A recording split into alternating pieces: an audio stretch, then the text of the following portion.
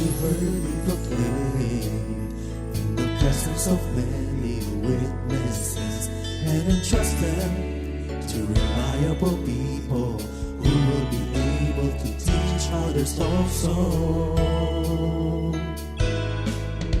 Take the teachings you heard me proclaim in the presence of many witnesses, and entrust them to reliable people who will be able to teach others also.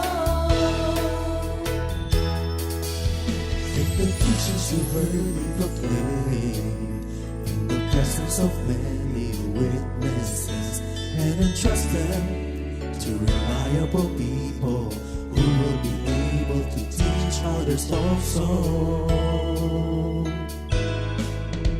Take the teachings you heard me proclaim in the presence of many witnesses, and entrust them to reliable people who will be able to teach others also. 2 Timothy 2:2. Hallelujah, 2 Timothy 2:2. Praise the Lord. 2 Timothy 2:2. You and me, let us proclaim the gospel. 2 Timothy 2:2. Hallelujah. 2 Timothy 2:2. Praise the Lord. 2 Timothy 2:2. You and me, Let us proclaim the gospel of Jesus Christ. Take the teachings you heard me proclaim in the presence of many witnesses, and entrust them to reliable people who will be able to teach others also. take the teachings you heard me proclaim in the presence of many witnesses, and entrust them to reliable people who will be able to teach others also. 2 Timothy 2:2. Hallelujah, 2 Timothy 2:2. Praise the Lord. 2 Timothy 2:2. You and me, let us proclaim the gospel. 2 Timothy 2:2. Hallelujah. 2 Timothy 2:2. Praise the Lord. 2 Timothy 2:2. You and me, Let us proclaim the gospel of Jesus Christ. The harvest is plenty, but the workers are few. As for me and my house, we will serve the Lord. We will serve the Lord.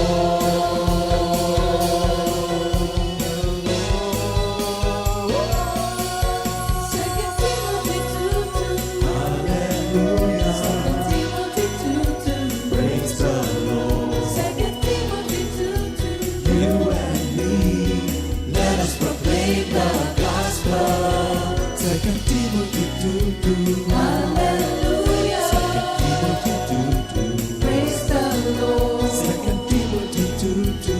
You and me, Let us proclaim the gospel of Jesus Christ.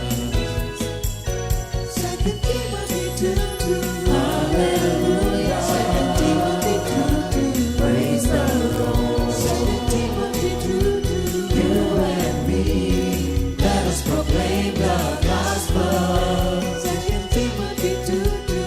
Hallelujah. 2 Timothy 2:2. Praise the Lord. 2 Timothy 2:2.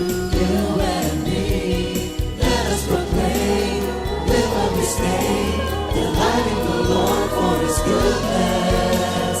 Let us proclaim, live on this day, delighting the Lord for His goodness. Let us proclaim, live on this day, delighting the Lord for His goodness. And He's God.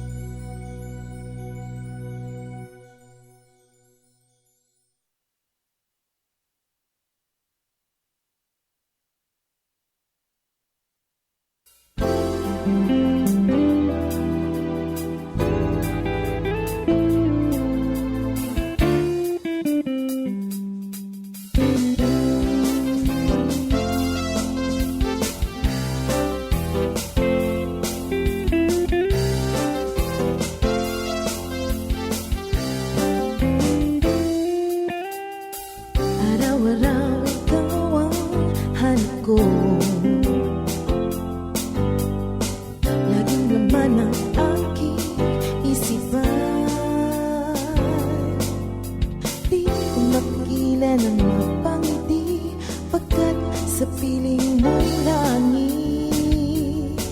Pupurihin kita, Panginoon.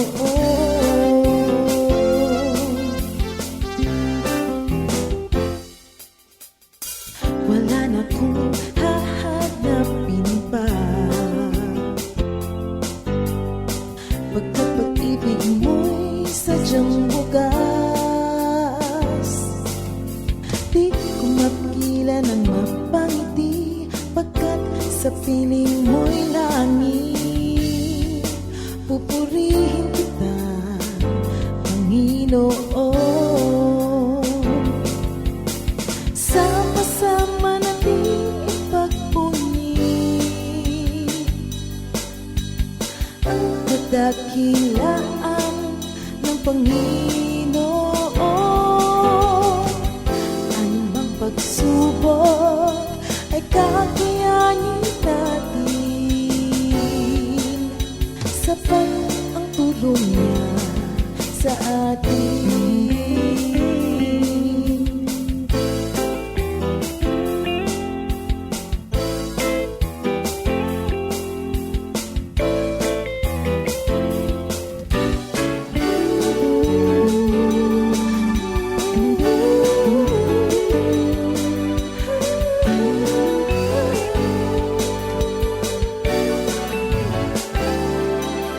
Hindi ko mapigilan ang magpangiti, pagkat sa piling mo'y langit.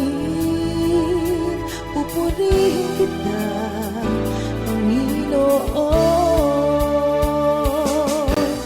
Sama-sama natin ipagpuni ang kadakilaan ng Panginoon. Anumang pagsubok ay kakayanin natin, sapat ang tulong niya sa atin. Wala nang hahanapin pa, pagkat pag-ibig mo'y wagas. Wala nang hahanapin pa.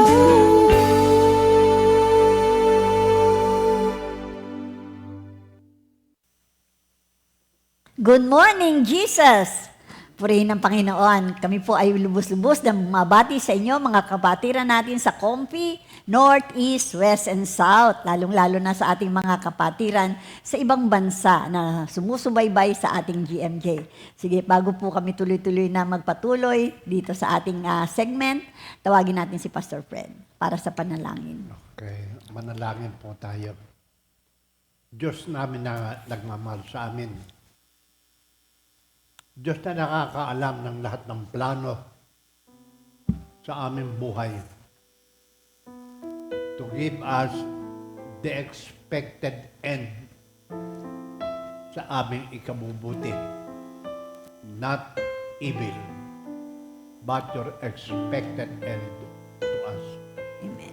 Kaya hinihiling namin sa iyo, Panginoon. Ngayong araw na ito, at kami tumatawag sa iyo upang sa ganon mapag-alaman namin sa pamagitan ng iyong mga salita kung ano ang ninanais mo sa aming buhay. Amen. Sa pangalan ni Jesus. Amen at Amen. Purihin ng Panginoon.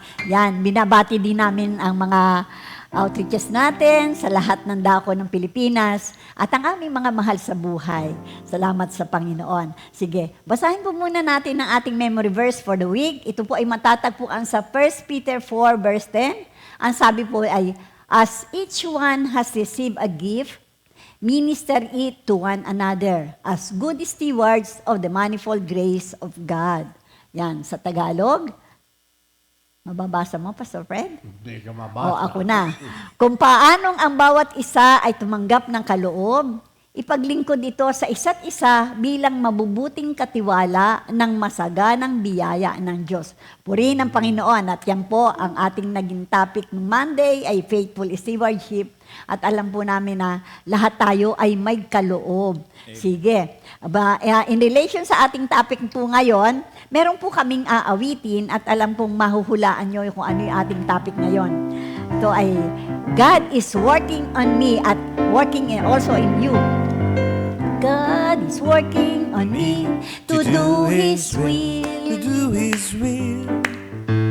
God is working on me to do His will. To do His will. His word sustains and delivers me from fear to faith. God is working on me to do His will. One more time, sabayan nyo kami mga kapatid. God is working on me to do His To do will. His will. God is working on me to do His To do His will. will.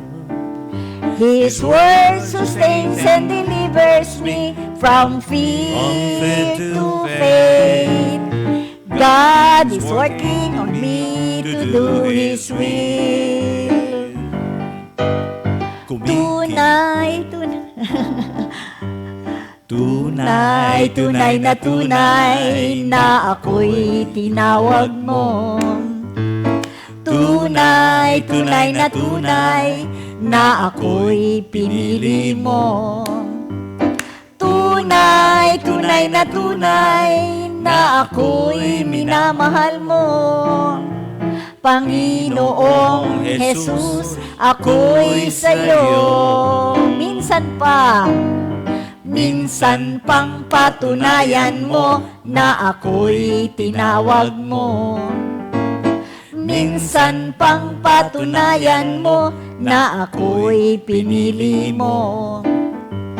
Minsan pang patunayan mo na ako'y minamahal mo. Panginoon, lahat ng ito'y napatunayan ko. Ulitin natin, tunay. Tunay, tunay na ako'y tinawag mo. Tunay, tunay na ako'y pinili mo. Tunay, tunay na ako'y minamahal mo.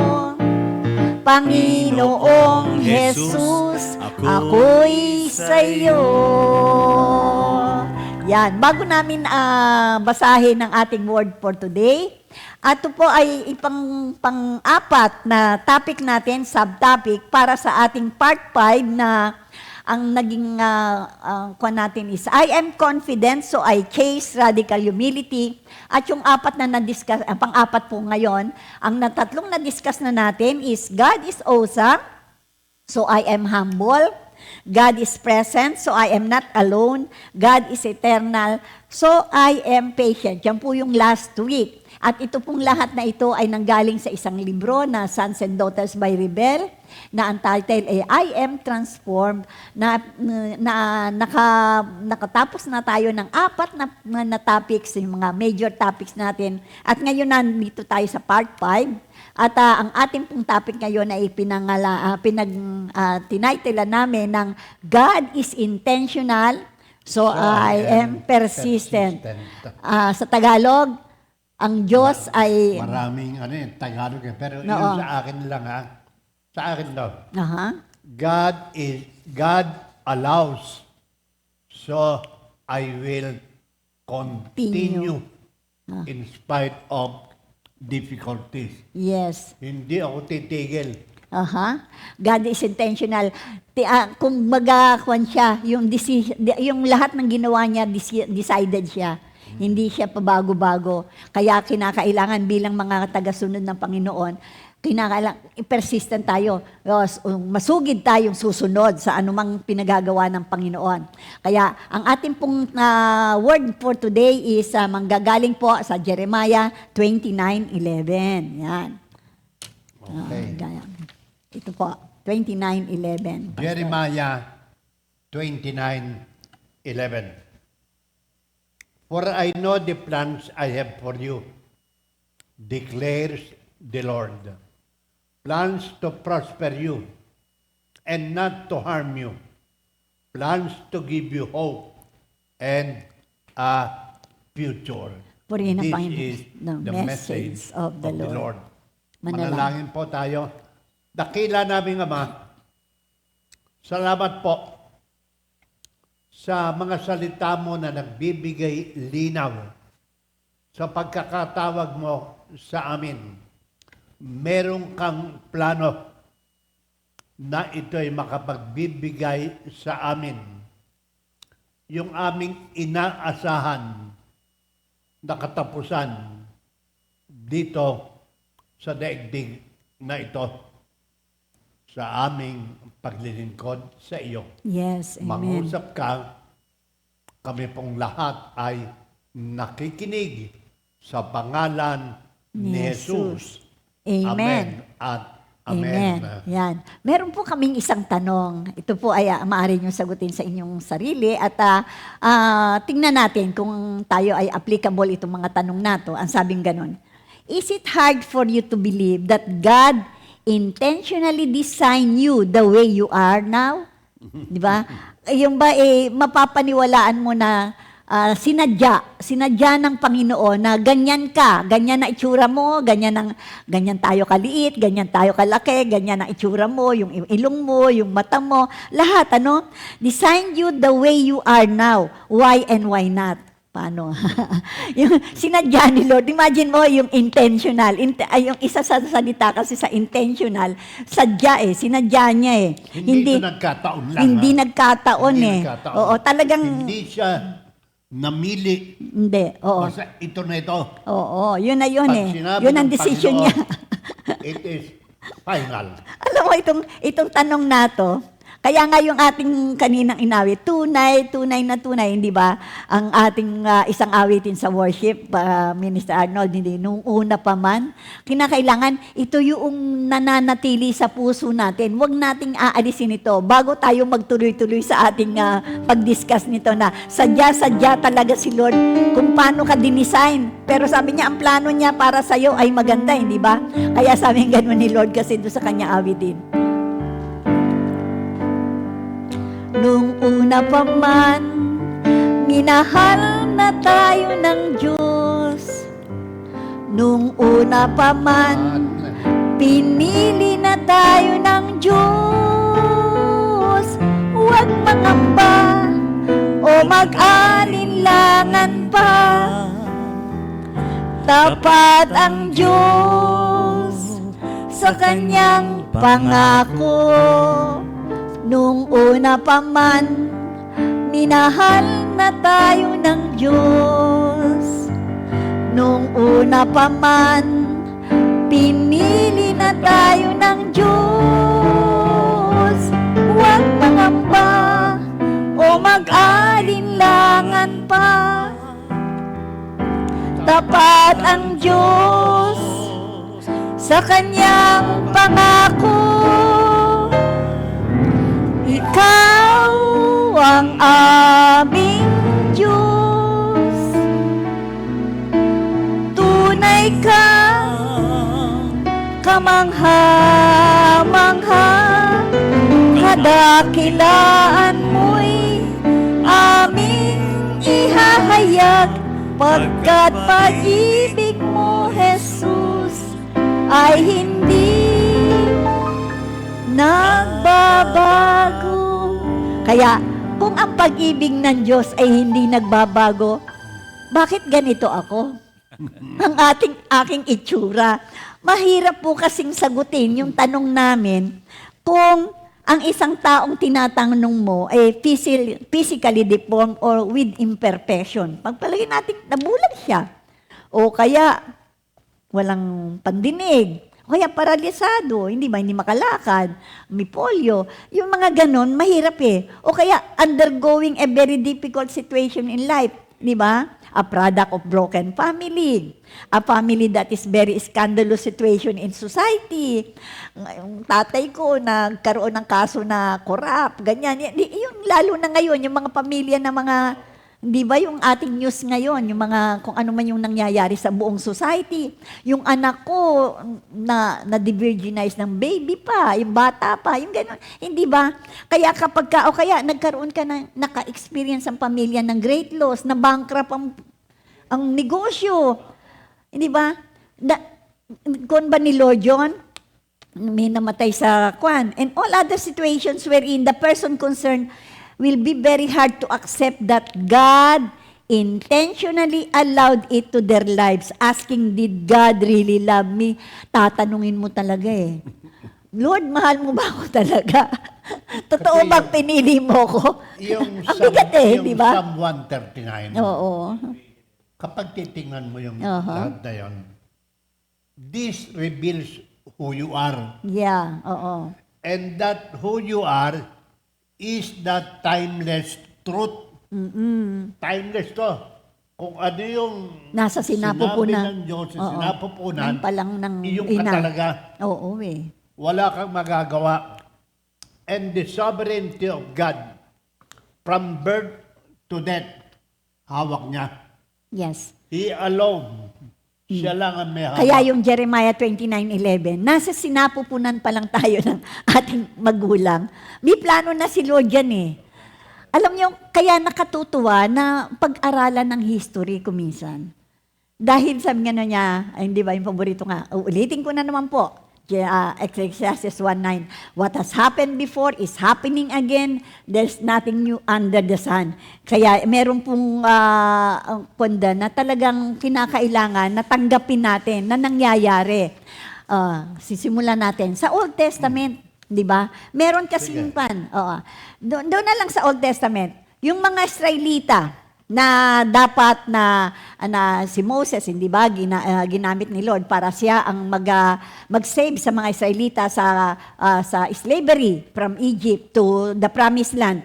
Ang actually, yung kanilang wilderness journey, the Israelites were led through the wilderness to be humbled and tested, to rebuild what was in their hearts and teach them that man does not live on bread alone. Sa Deuteronomy 8:2-3. Kasi, actually, kwan lang siya eh. Sandali lang po yung, dapat yung journey na yun eh. Yeah. 1 week lang actually 1 week. eh. Kaya lang, dadaan sila sa Philistine country.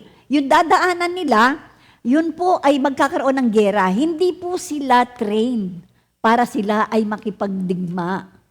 Kaya hindi po sila po pwedeng padaanin ni Lord doon. Kaya imbes na sa shortcut, sa long cut. Yan.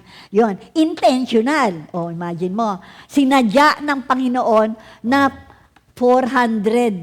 mahigit 400 years na sila ay naglakbay going from Egypt to the Promised Land.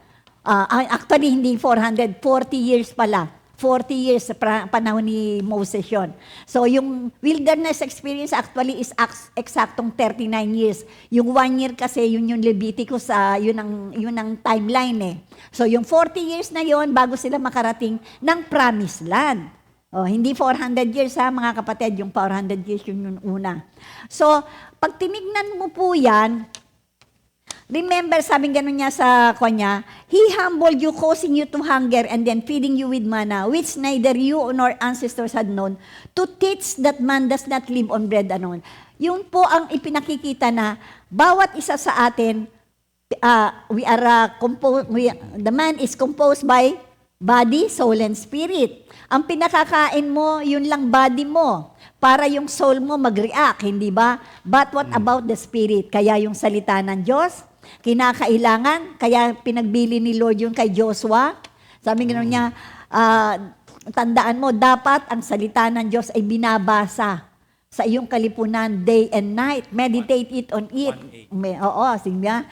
Kaya sabi nga gano'n niya, ang salita. Successful. Oo, may pangako ng success. The Israelites, sabi nga nun sa Exodus 13:17-18, sabi niya, when Pharaoh let the people go, God did not lead them on the road through the Philistine country, though that was the shorter. For God said, if they face war, they might change their minds and return to Egypt. So God led the people around by the desert road toward the Red Sea, and the Israelites went up out of Egypt ready for battle. Sa Exodus 13:17 to 18. So, namin ganon, shorter yung through the Philistine country. Pero, bakit he led them through the long road, yung sa road na napakakwan, kasi itinrain po muna sila for battle.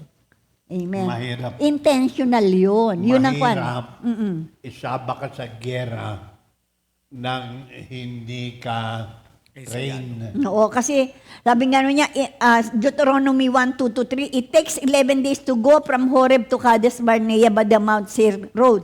Imagine mo, God allows trials to test faith, shifting dependence from human strength to divine power. Kaya kung minsan nagdadaan tayo sa napakaraming kung ano-anong bago ma-attain yung success, plano na po ng Panginoon yan. He has plans for us. Hindi disaster yon. Hindi disaster. Di ba, Pastor? Yung nangyayari sa buhay natin. Akala na yung tao, Oo. Uugoy-ugoy ka lang. May mangyayari Pakikon. sa atin. Sometimes magulo. Sometimes peaceful. Yes. But God allows it for A purpose. Maganda talaga Yes, yan. talaga. Kaya nga nakakatuwa na nalalaman mo yung lahat ng Panginoon sa ating buhay. Kaya nga sabi gano'n niya, yung plano niya, intentional po yan. Lahat po ng buhat pa pagkamaliit, buhat pa ng tayo ay isilang, lahat ng nangyayari sa buhay natin, intentional yan mga kapatid. Nakaplano yan sa ating, sa Panginoon. Nakaplano na yan. Kung ano man yung nangyayari sa buhay natin, yan ay ginawa na ng Panginoon para sa ating ikabubuti. Amen. Kaya sabi gano'n niya, isa pa, example ni Joseph. Bakit si Joseph? Imagine mo, sa 12 magkakapatid, siya ang paborito ng kanyang ama. Siya po, pero ano ang inalaw ni Lord? Kinainggitan siya ng mga kapatid niya. Hanggang he was sold to slavery by his brothers. Joseph later stated, dun sa Genesis 50:20, sabing gano'n niya, you intended to harm me, but God intended it for good, showing how God uses painful circumstances for ultimate salvation. So, ito yung sinabing gano'n, a curse turned into blessing. Kaya sabing gano'n niya doon sa mga kapatid niya, huwag niyong sisihin yung sarili niyo kung ano man ang nangyari. Kasi Meron talagang si Lord magandang ginagawa. intended ni Lord na si Joseph magdaan sa ganoong paghihirap para siya ay madala sa Egypt, para siya ay magamit para during the time of famine. Kasi yung panaginip ng hari doon, si Joseph pa nakakuan mag-ipon kayo ng, di ba? Kung talagang titingnan mo, hindi lang announced but intentionally allowed Oh yes, oo. by God dahil nga sa kanyang sovereignty, all-knowing All-knowing. God, alam niya yung kanyang plano doon sa kanyang mga anak o doon sa mga Israelita sa kanila ikabubutin. Kasi alam ng Yes. Panginoon, Oo, doon sa dulo, alam may niyo. gutom. Amen. Kasi, tingnan nyo 7 years of famine, 7 years of plenty, 7 years of famine. Yun ang panaginip ng hari. Kaya nung nung ma-interpret ni Joseph yon na during the 7 years of plenty, mag-ipon po kayo kasi magkakaroon po ng famine. So, that was allowed by the Lord kasi si Joseph ang ginamit dahil kung wala si Joseph sa Egypt, yung mga kapatid niya na nasa Kanaan na kasalukuyang nagsasuffer ng famine, hindi niya maisisave. Ganon katindig, ganon kagaling ang Panginoon. Lahat ng nangyayari sa buhay natin, paano ba, yun na lang nangyari kay Sister Chayong. Ayan, kanina, andyan siya. Imagine mo, nagdaan siya sa napakaraming paghihirap. Yung pala, dadalhin siya sa promised land para yung kanyang pamilya mabless. Imagine mo, yung ba naman hindi mo makita yon? Kaya sabi ganon, dapat maging persistent ka, masugid ka. Ikaw bilang Kristiyano, masugid ka sa pagsunod sa Panginoon kasi intentional lahat ng nangyayari. Kahit ano pa nangyayaring paghihirap mo ngayon, sige lang sugod mga kapatid, huwag kang hihinto. Bababar ng gasolina. Oo, Oo, wala Pero yan. huwag ka doon sa pagbaba ng gasolina. Oo. Tumawag ka sa Diyos. Call unto me and I will answer you. Jeremiah 33:3. Kaya may telephone si Lord. Another one, another example in the Old Testament, yung life ni Job. Ayan, si Job. Ayan, pastor. Sobra na. Oo, paano yung kanyan? Paano, ano nangyari doon sa, God imagine mo? granted permission for Job to be tested, resulting in a deeper experiential knowledge of God rather than merely hearing about Him. Yes. Kasi, Nagkaroon lahat, namatay, imagine mo, nagkasakit. kaya nga yung sinasabi nga dito, is it hard for you to believe that God intentionally designed you the way you are? Ibig mo sabihin, si Job, di ba?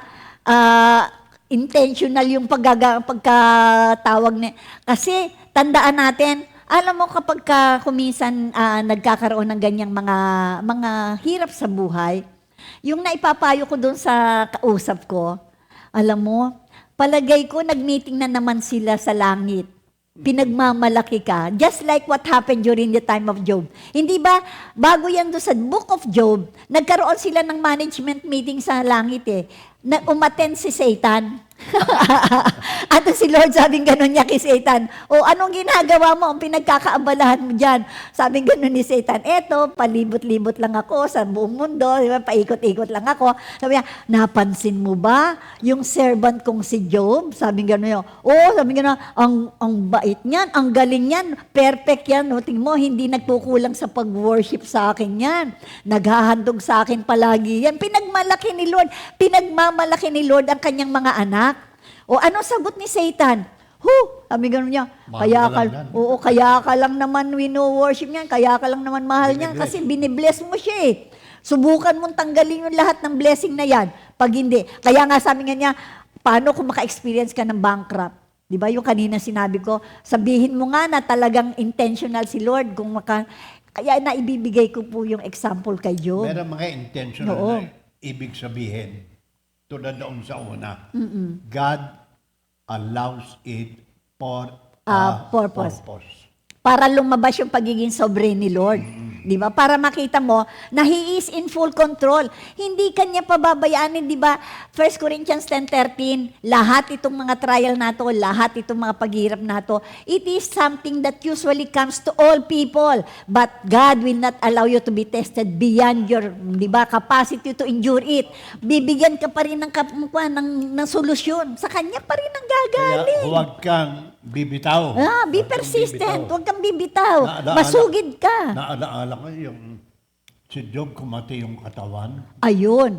Doon nga, sabi niya, kasi hindi bumigay si Job eh. Di ba, namatay ang mga anak, namatay mga slaves, nawala yung lahat ng mga kabuhayan niya, basta nasuno, namatay yung mga herbs niya, yung mga niya, yung mga cattle, cows, lahat, namatay. Sabi niya, sabi niya, hindi ba, nirebuke pa ni Job yung kanyang asawa? Sabi niya, ba't hindi mo pasumpain yan Diyos mo? Ganito. Sabi niya, magpupuri ka lang ba sa Diyos? Sabi gano'n ni Job, kay Job to, yung salita niya. Kung ikaw ay binibless, sabi gano'n niya, dapat purihin natin siya kahit na anong sitwasyon. Ang problema, nung siya na ay magkasakit, yan, ganyan, nag-question ng konti si Job. Pero tandaan natin sa John 10:10, the thief comes to steal, kill, and destroy. Ganyan ang nangyayari sa atin, mga kapatid.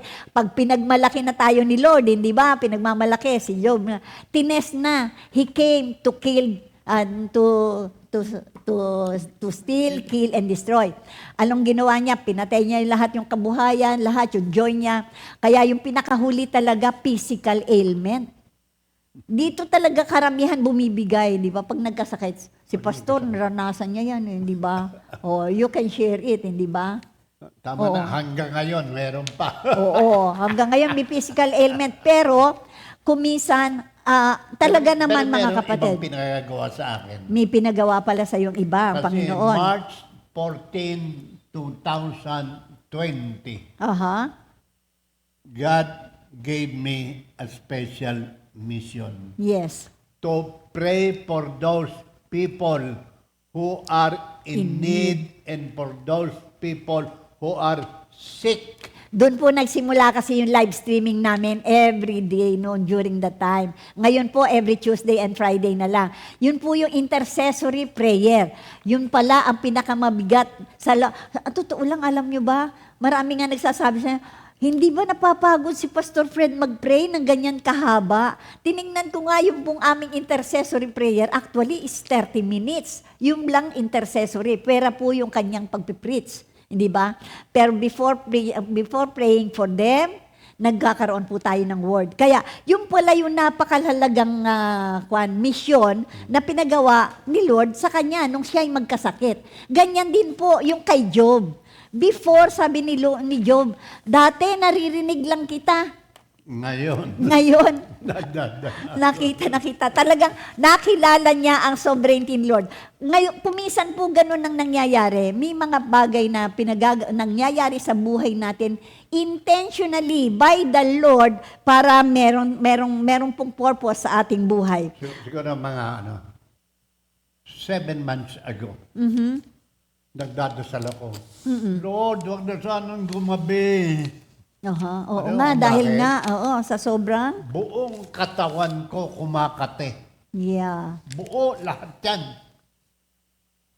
may allergy pa lang. Pumunta ako sa, ang tawag? Dermatologist. Ano Dermatologist. Dermatologist. Pagpasok ko, God is the owner of this establishment. Ayun ang nabasa niya agad. Tapos sabi sa akin, Pastor, hindi ko natitignan. Ito yung gamot. From that time on, Nawala yung nawala. allergy po. Allergy Pero po. kapag minsan medyo kumakabyos ng konti,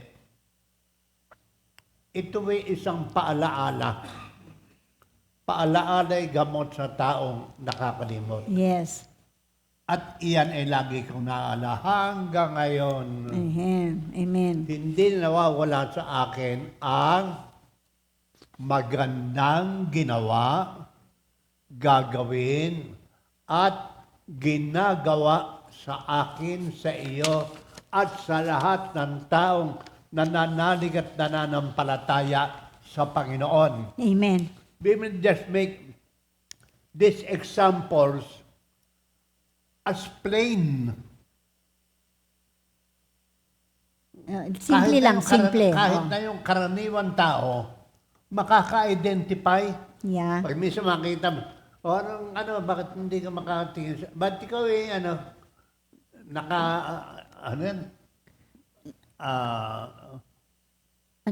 Naka-sunglass? naka-sunglass? Bakit? May sore eyes ka? Basta may sore eyes ako. Kita mo? Pero hindi. Yung iba pag minsan, ba't ka mainit ang araw eh. Amen. Ganun. Sa lahat po ng mga pangyayari na yan, makikita mo kung gaano kabait ang Panginoon. Kaya awit mo, Lord, you are so good. Lord, you are so faithful. Lord, you are so powerful.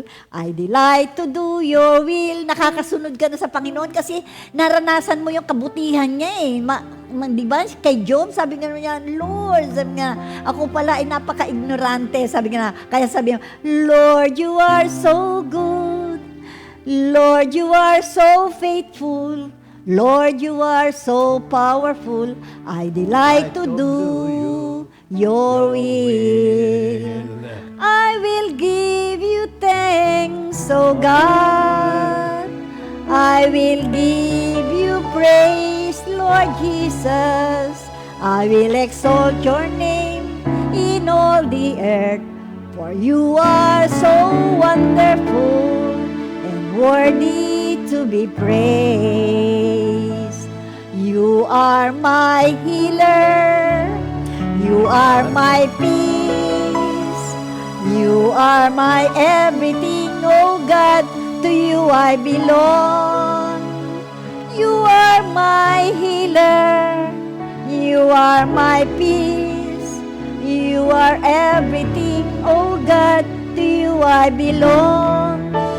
I will. I will give you thanks, O God. I will give you praise, Lord Jesus. I will exalt your name in all the earth. For you are so wonderful and worthy to be praised. Purihin ang Panginoon. Ganyan din ang nangyari kay Paul. Si Paul mabigat, hindi ba? Kung yun ay yung mga binanggit natin kanina, yung mga Israelita, si Joseph, si Job, sa Old Testament, sa New Testament, meron din. Si Paul, hindi ba? Nabulag siya hindi ba? Nasa lugsog. Torn in the flesh. Si torn in the Oo. flesh. Coat. Yes, Uncold. oo.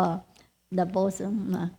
Paul was given a thorn in the flesh to prevent him from becoming conceited. Yeah. Talaga namang medyo, kapag nakikita mang medyo Kasi, ginagamit ka naman. Gagamit na gamit ka na ng Panginoon. Yayabang ka talaga Oo, there's a tendency na yumabang ka Oo. Babala naman to. Sa ating mga manggagawa. Oo. So, Leading to the the divine assurance that my grace is sufficient for you, for my power is made perfect in weaknesses. Yes. Ayan. 2 Corinthians Maraming 12, 7 gumagamit to nito. 9. Oo. Gamitin mo to kapag nakararamdam na tayo. Medyo Hindi ko na kaya, Lord. hindi ko kaya. Oo. Dahil sa aking pagmamalaki, nakakala ko, pag merong akala ko, alam ko na ayaw mo pantanggap ng kamanian. Kasi talaga namang knowledge pop up, di ba? Yung Ba't lang? sobrang dami mo nang nalalaman. Kung minsan yun ang magiging dahilan para ka yumabang. Yeah. Mga kapatid, walang maaring magyabang sa Panginoon. Sa totoo lang, ang maaring mo lang ipagyabang, kilala mo siya. Meron kang relasyon sa Kanya. Yun lang ang pwede. Pero sabi mo, marunong ka dito, ay naku po. Ilang beses na po namin nabasa. Pero hanggang ngayon, saan ngayon? Hindi mo pa masyado siyang makot. Pero ang maganda doon, the more you read the Bible, the more you know about God. Mas makikilala mo siya. Kasi ipararanas naman sa'yo Pararanas sa'yo. Yung mga miracle na nangyayari, ay naku, napakaraming sharing talaga na nabibless kami. Pagka naririnig namin kung ano yung nangyari sa kanila, sa mga buhay nila, at nangyari rin sa amin, yun nga lang pagkakapunta ni Sister Ria at ni Pastor Alex sa Amerika, ay sobra yun. Tuwan-tuwa ako kasi yung kanilang journey, bago, kahit pa paano, naririnig ko po kami po, ganito, pupunta po kami, na-advance po yung aming interview, and doon po, kukunin na po namin visa. Naku, yung visa po, wala, ganun, ang daming mga struggle. Pero eksakto, imagine mo, talaga namang 11:59th hour, talagang nandun po sila, nakarating sila doon sa purpose nila, naka-attend sila ng libing na Pastor Nanding. Yun ba naman, hindi mo makita yung miracle na yon?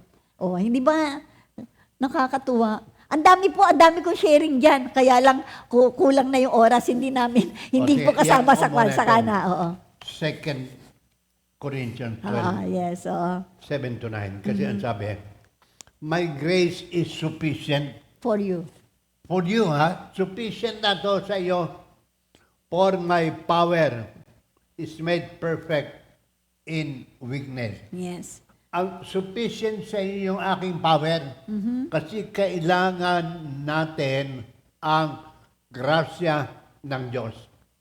Therefore, in order to keep me from being conceited, self-conscious, basta lahat ng self na doon 3 times I pleaded to the Lord to take it away from me. But He said to me, my grace is sufficient for you, for my power is made perfect In weaknesses. Therefore, I will. magmamayabang pa ako? Hindi na. Therefore, I will boast all more gladly About about my weaknesses, Kahinaan so ko. that Christ's power may rest in me. Napakaganda. Yes. Hindi Ngayon, yung, kasi kapag yung kahinaan mo ang ipakita, yun nandun ka, na hindi mo kaya, Lord, hindi namin kaya kung wala ka. Si Lord lang, dapat siya ang Parang mag-glorify. Lord, mahina ako talaga. Marami akong mali.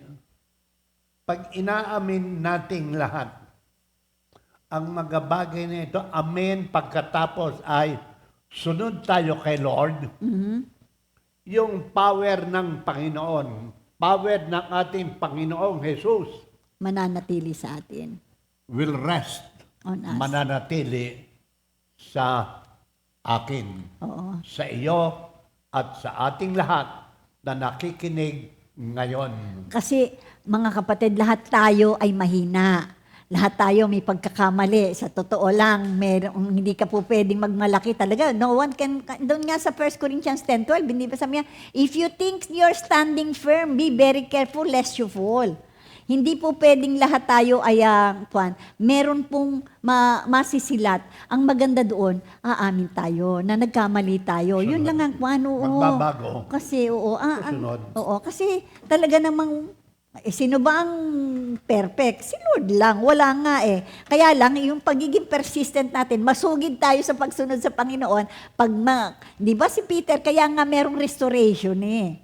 Nagkamali, di ba, na-deny si Lord. So, na-restore siya. 3 times na nagkamali, 3 times na-restore. Kaya napakaganda na based on the Old Testament, based on history, based on what is written in the Bible, tayo po ay nagkakaroon ng magagandang example na matusundan natin. Yun na lang yung man born blind. Ito, intentional. Ito talaga. Imagine mo, ipinanganak na bulag. Yun nga yung sinasabi ko, yun doon sa introduction natin. Madali mo bang sabihin na mahal ka ng Diyos dahil pinanganak kang ganyan? Intentional? Is it hard for you to believe that God intentionally designed you to be blind? Oh, is it hard? Is it easy for you to answer, magte-thank you kaagad kay Lord? Oh, ay the man born blind. Anong sinabi ni Lord diyan? Minsan kasi, Nagla-live streaming. nagla-live streaming kami. Merong isang kapatid tayo. Papangalanan ko na. Brother, yung Huwag ka Tapos na ang sabi, magbanggit. Jesus stated that a man was born blind not because of sin, but so that the works of God might be displayed in Him. Yes. Para makita, ma-display, maunawaan ng tao. Kasi tanong ka ng tanong, sino may kasalanan? Hindi ko kasalanan, baka ang nanay ko, kaya ako nagkaganto, umiinom ng pills, o ganto, inuman, lahat ng klaseng. Pero ang sabi ng Panginoon, so that works of God might be displayed on Him. Yeah. Naman sa John 9, Oo, verse 3. neither this man nor his parents sinned, Jesus said, but this happened so that the works of God might be displayed in Him. Para makita, ma-display Ang kalwalhatian ng ang Diyos. kaluwalhatian Ng ng Diyos. Yung power ni Lord makita. Imagine mo, di ba? Dahil pagdating ni Lord, nakakita eh. Imagine mo. Maraming nagrereklamo. Ba't ako ganito? Ba't ang ilong ko malaki? Ba't ganito? Ba't ganito? Huwag ka na magtanong. God allows it for Special. a purpose. Special tayo, yung pagkakalikha sa atin talaga, intentional mga kapatid. May purpose kasi, di ba? Kaya that includes both how He designed us as individuals and what our future has in store for us. It might not make sense in the moment. Hindi, parang parang hindi mo matanggap for the moment. Parang, For the moment ano lang. na yun? Bakit naman ganun? Di ba?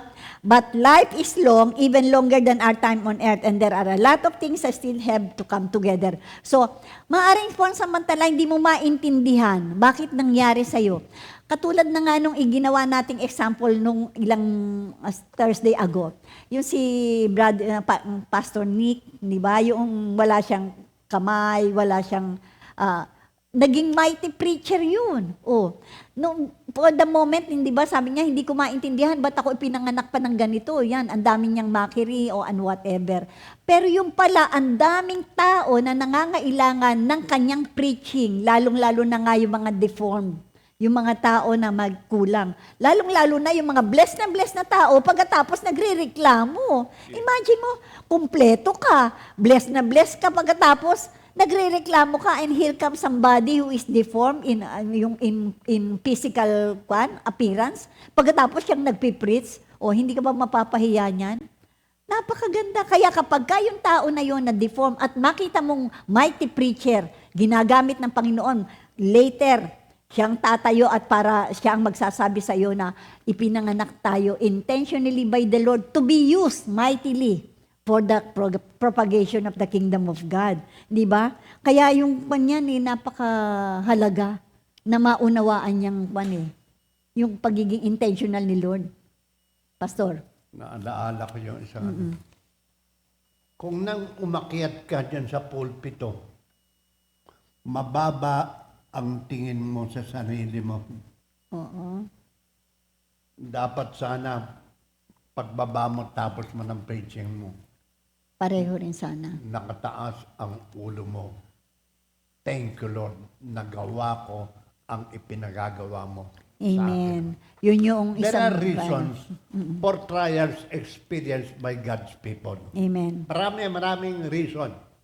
Bigyan lang tayo ng isa, dalawa. 1 Corinthians 10, 12 to 14. Yun yung nabanggit ko na kanina, Pastor, yan. Yung if you think you're standing firm, be very careful. Tapos yung 13, sabing gano'n niya, yung sa 13, walang trial o temptation na nag-overtaken by, you accept that what is common to mankind and God is faithful. He will not let you be tempted beyond your capacity to bear it. So nabanggit na namin yan. Pero doon sa Hebrews 12, 7 to 11, there are times na itong hardship na to, ang sabing gano'n ng writer ng Hebrews, ang kanyang parang payo niya. Yung kanya sabi niya, endure hardship as discipline. God is treating you as His children. So, kapag kuminsan, nagkakaroon tayo ng ganyang mga pangyayari sa buhay natin, ang unang tanong, Lord, may nagawa po ba akong mali? Kung wala man ikaw nagawa na mali, ano po ang purpose kung ba't ako nagdadaan sa ganito? Saan ko po gagamitin ito? Ganon. Yung wala ba yung yung, di ba, yung sabi nga natin, yung patience na paghihintay, kinakailangan yung joyful patience. Yun masaya ka, hindi yung nakabukbuk ka, hindi yung kapag oo. Lahat yata ng klaseng mukha, nasa Oo. iyo Kasi yun yung naging topic natin last week, hindi ba? Yung God is eternal, so I am patient. Tandaan natin, mas mahaba ang buhay natin dito sa eternal life kesa sa buhay natin dito sa lupa. Kaya napakahalaga nung ano yung pamumuhay natin dito sa lupa. Kaya there are times na we are being disciplined. For what children are disciplined by their father. Kung hindi ka anak, hindi ka ididisiplina. At ang dinidisiplina lang naman, yung mahal niya at yung dapat i-correct. Hindi ka naman ididisiplina kung wala naman dapat i-discipline sa'yo, hindi ba? Kaya moreover, we have all had human fathers, sabi who have disciplined, and we respected them for it. How much more should we submit to the Father of Spirit? How much more should we submit to the discipline of our God the Father, who knows what is our past, our present, and our future? Tandaan natin, si Lord ay omnipotent, omniscient, and omnipresent God. Alam niya kung ano yung kaya kinakailangan kung ano yung discipline natin gagamitin tayo For kasi. good. For good. For good. Kaya binigay sa atin, no discipline seems pleasant at the time, but painful. Later on, however, It produces a harvest of righteousness and peace for those who have been trained by it. Imagine mo, pag pala na-train ka sa discipline, Ayos. it will produce a harvest of righteousness. Magkakaroon ka, na-train ka eh. Na-train ka hindi it leads to humility rin, pastor, hindi ba? Oo, kaya yung righteousness, magiging mababa ka na eh. Nadidisiplina ka na ng Diyos eh. Diyos, masarap kung ang Lord ang nagdisiplin sa atin. Kung sa tao, hindi ba, hindi kung minsan hindi ka tumatanggap eh. Pagdating mo, sikat na sikat ka. Oo. Hindi ko pwede. Hindi pwede. Dadaan ka rin. Oo. Bababa ka rin. Talaga naman, those who humble themselves will be exalted. Pero those who exalt themselves will be humbled. Kaya mas maganda na doon ka na sa, ikaw ang i-exalt ni Lord. Kaya famous talaga yung sinulat ni Paul sa Romans 8:28 eh. Ito yung madalas nating kwan. Kaya mga kapatid, tayong mga nasa Panginoon, tayong mga nakipag-isa kay Kristo, itong Romans 8:28, huwag nating kalilimutan.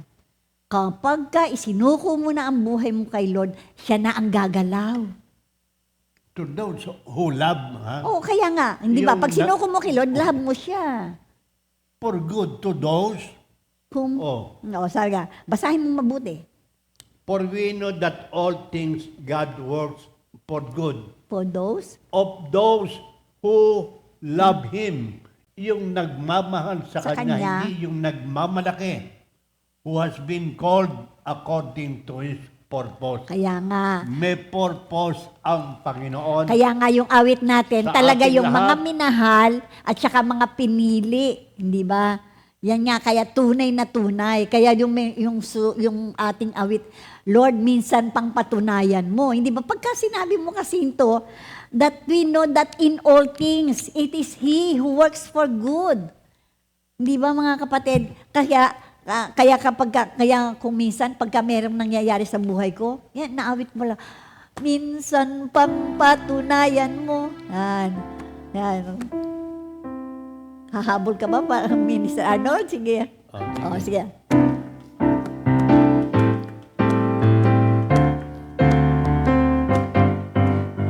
Minsan pang patunayan mo na ako'y pinili mo. Minsan pang patunayan mo na ako'y minamahal mo. Minsan pang patunayan mo na ako'y tinawag mo. Panginoong Jesus, ako'y sa iyo. Kaya yung Romans 8:28, tandaan natin mga kapatid, kapag talagang na kay Lord tayo, everything will be for good. May magandang, ang sabi mo, madalas sinasabi ni Pastor, huwag kang mag-aalala, itong araw na to, may magandang mangyayari sa bawat isa sa atin. May magandang mangyayari sa atin ngayon. May magandang mangyayari sa atin ngayon. Si Jesus ang lahat sa buhay ko. May magandang mangyayari sa atin ngayon. Yan. Wag always na tandaan natin na sa bawat araw, 'di ba? Kaya nga every day is a blessing, 'di ba? Ano yung paborito na sinasabi ni Sister Trining? Every day is a blessing. Every day is a blessing, 'di ba? Kaya yung ating araw na 'to, may magandang mangyayari mga kapatid.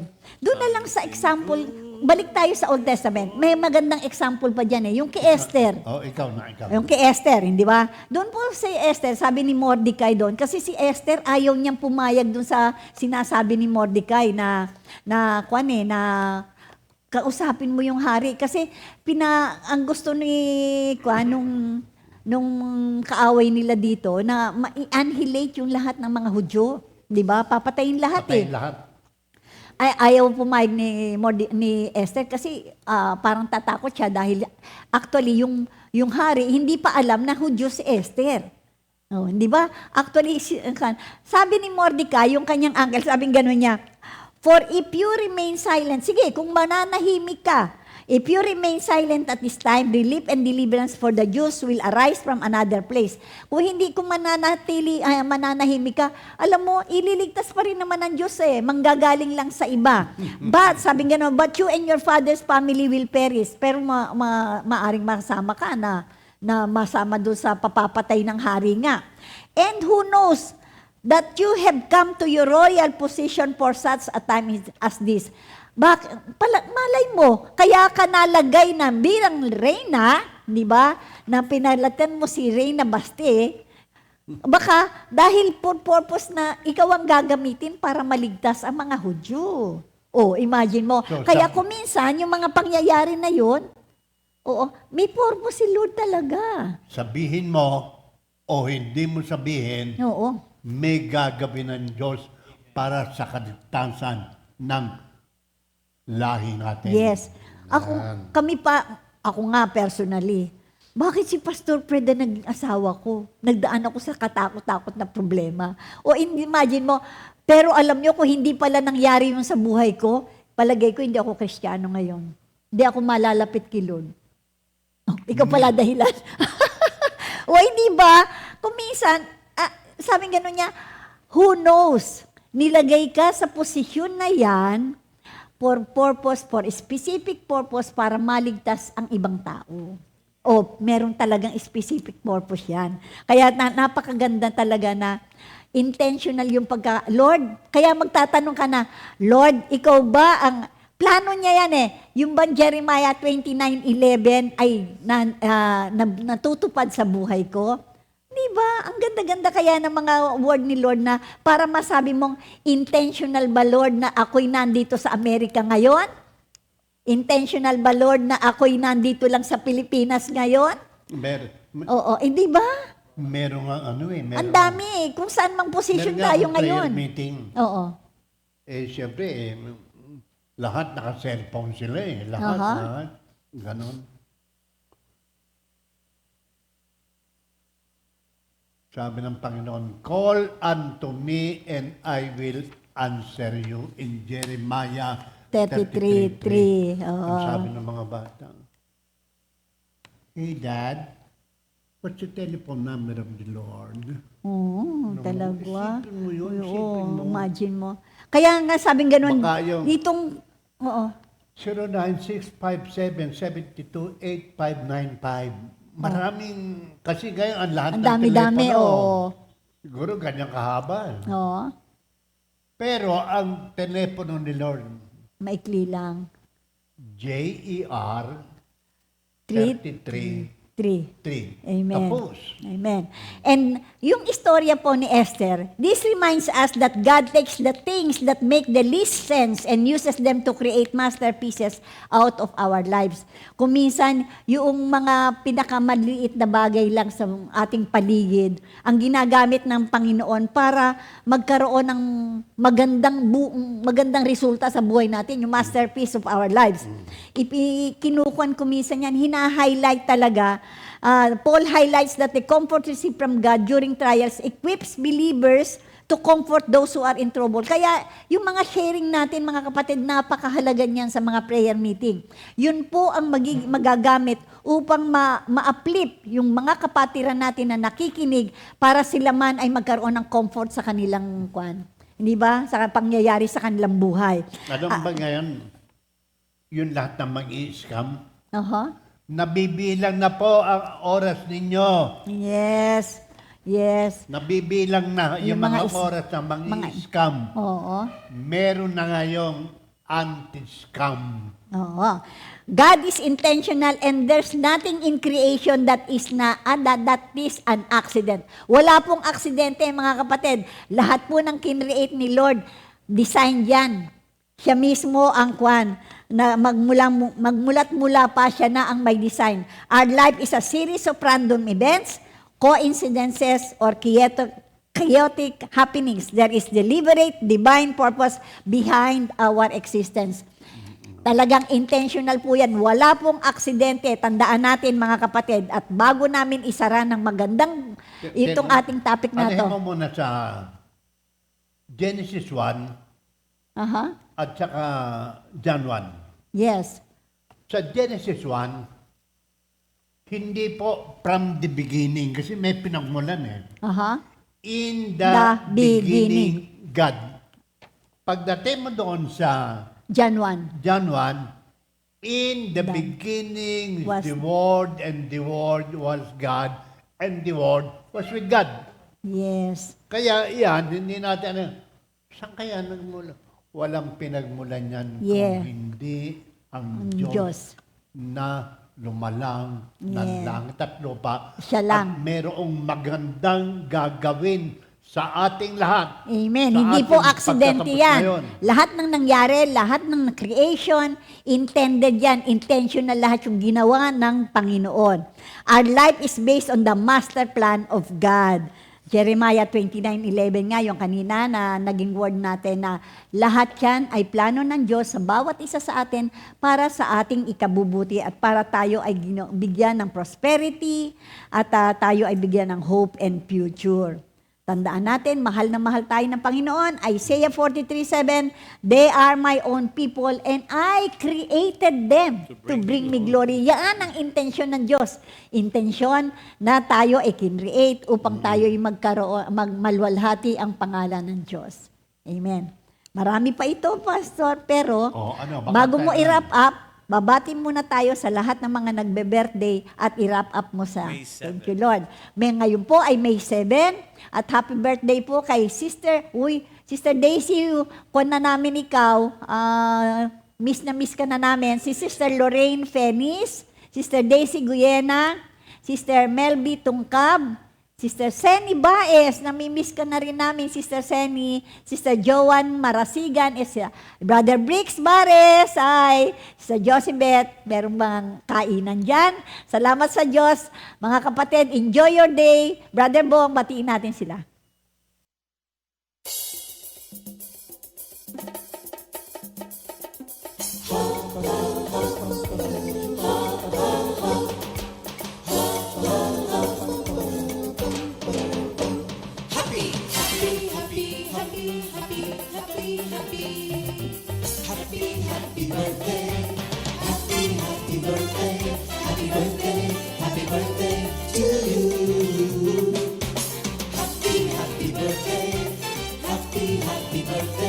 Happy birthday!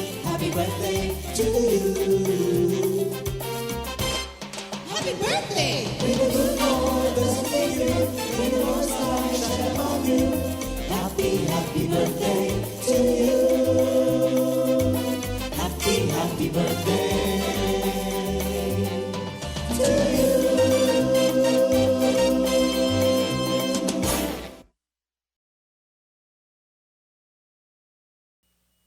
Purihin ang Panginoon. Happy birthday mga kapatid. Enjoy your day.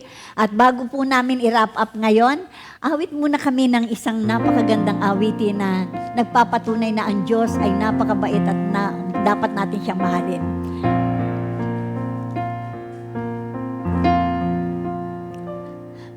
Lord, you are more precious than silver. Lord, you are more costly than gold. Lord, you are more beautiful than diamonds.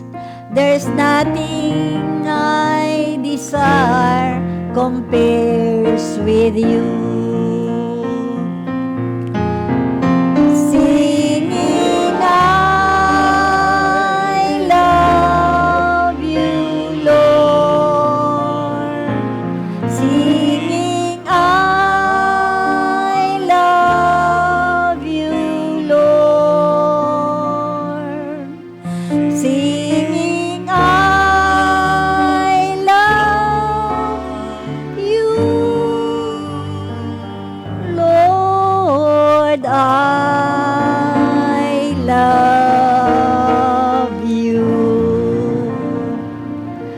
God does not just love humanity in general sense. He acts with specific intent towards us. So Psalm 139, ang pagkakalikha sa atin mga kapatid, intentional yan. Sabi gano'n niya, I praise you because I am fearfully and wonderfully made. Your works are wonderful, I know that fully well. Kaya God's design always makes sense in the end. Hindi po yun, parang sa tingin mo lang, hindi maganda yung una. Parang sabi ko, Lord, ba't ganitong itsura ko? Akala mo lang. But in the end, in our current reality, we have to trust in the designer. Mag-trust lang tayo. Si Lord ang nag-design sa'yo. Let us always be persistent and persevere because the process might be long, but God's purpose will always be done in the end. Ecclesiastes 3:11, He has made everything beautiful in its time. He also set eternity in the human heart, yet no one can fathom what God has done from beginning to end. Hindi mo lang maintindihan, pero everything will be beautiful in the end. Jesus' love is intentional, His love is legitimate, and His plan for His disciples are likewise definite and intentional. John 15:9-11, Pastor? I have told you this so that my joy may be in you and that your joy may be Complete. complete. Sa verse 9, as the Father, As the Father has loved me, so I loved you. Now remain in my love. If you keep my commands, you will remain in my love, just as I have kept my Father's command and remain in His love. Amen. Sinabi ng Panginoon to, I have told you this, so that my joy may be in you, and that your joy Maybe may be complete. complete. Let us pray. Kompleto po ang ating teachings, lahat ng rekado na diyan. Amen. Nariyan ang spices, nariyan lahat ng sweetness, nariyan ang katotohanan, and this truth is timeless. Amen. God loves us Let us all. pray. Closing. Manalangin po tayo. Dakila naming Ama, mapagpala, maunawaing Diyos, Yes, Lord. sinusuko po namin ang aming sarili sa iyo. Yes. Kung meron man kaming pagkukulang, or sometimes question you because of what's happening in our lives, Yes, Lord. thank you, Lord, for your answer. Amen. Thank you, Lord, for your revelation. Thank you, Lord, that we are illuminated by all of these words, O God, Yes, Lord. through the power of the Holy Spirit that is in us, who will stay with us forever. Amen. Thank you, Lord. In Jesus' name, we pray. Amen. And At amen. magko-close po tayo sa New Song of the Week. Ang title po is One Empty Tomb, composed by Brother Darwin Datu. God bless everybody and stay, always follow our GMJ. See you again next week. Bye. Thank you, Lord.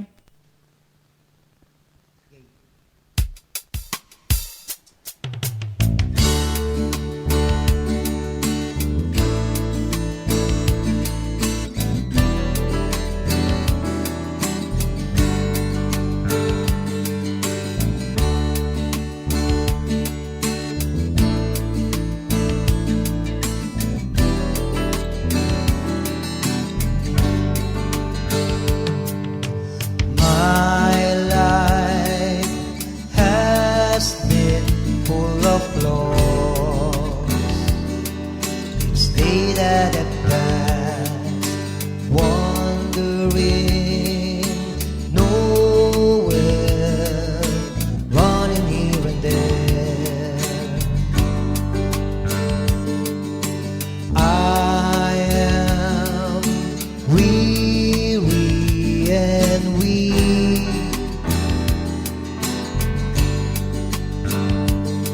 With anything, everything is is bleak, like a lamp to my feet. His words reminded me the grace of that one empty tomb has set me free. I am saved by Him, the one who died for my sins. I am saved by Him. He is risen. He is risen. I am saved by Him, the one who died for my sins.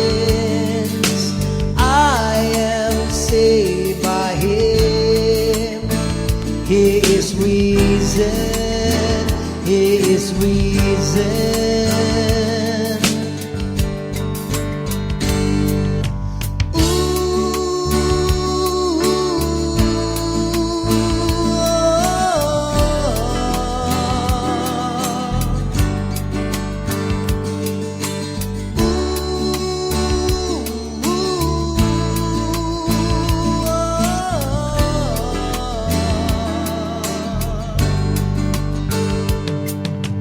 He revived me with His righteousness and directed my steps. He gave me life with His steadfast love. Great is His mercy on me.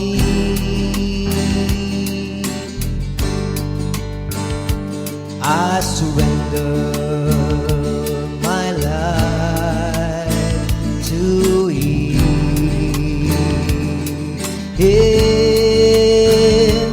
like a lamp to my feet. His words reminded me the grace of that one empty tomb has set me free. I am saved by Him, the one who died for my sins. I am saved by Him. He is risen. He is risen. I am saved by Him, the one who died for my sins. I am saved by Him. He is risen. He is risen. I am saved by Him, the one who died for my sins. I am saved by Him. He is risen. He is